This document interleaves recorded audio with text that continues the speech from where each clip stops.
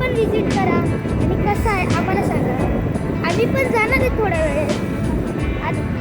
आणि आता तुम्हाला प्रश्न पडलेला असेल की आम्ही कुठे चाललो. आता आम्ही चाललो नाशिकच्या मेन मोठा गणपती मंदिरात चाललेलो आहे.